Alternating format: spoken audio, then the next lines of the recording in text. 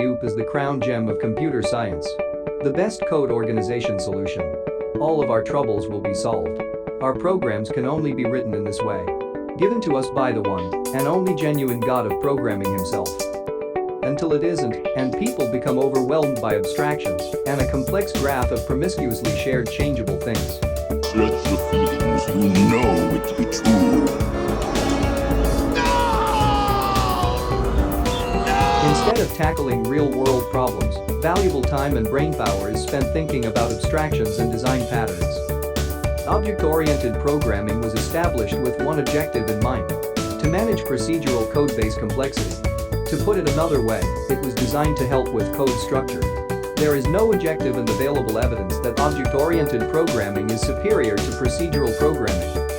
OOP code is non-deterministic, which means that, unlike functional programming, we can't always expect the same result from the same inputs.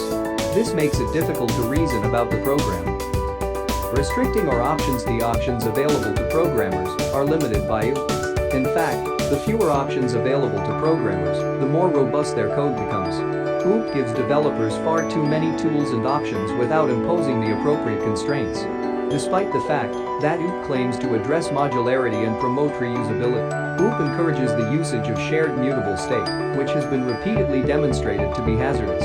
OOP usually necessitates a large amount of boilerplate code, low signal-to-noise ratio. Message engine. The 1960s, Alan Kay created the term object-oriented programming. Alan Kay's key innovation was to have separate programs, cells, communicate with one another by passing messages.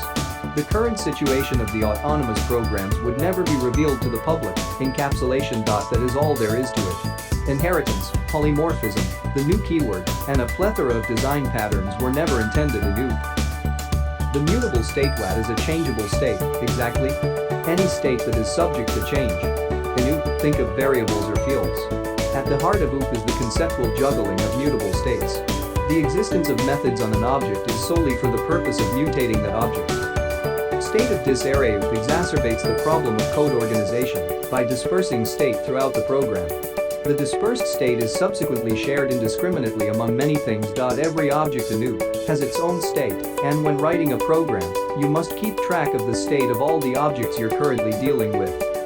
State that has been shared in a shady manner. State is freely shared among multiple objects in OOP applications, and they can alter it as they see fit. As the codebase grows, this makes it increasingly difficult to reason about the software. OOP is built on mutability. Some would argue that under OOP, a changeable state is a design choice rather than a need. There is a flaw in the assertion. It isn't a design choice, but it is the only one available.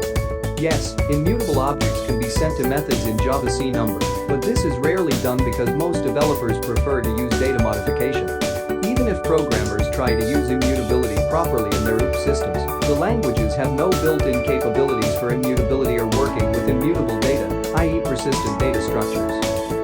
Encapsulation. Encapsulation is said to be one of the most significant advantages of OOP. Its purpose is to keep the object's internal state safe from outsiders.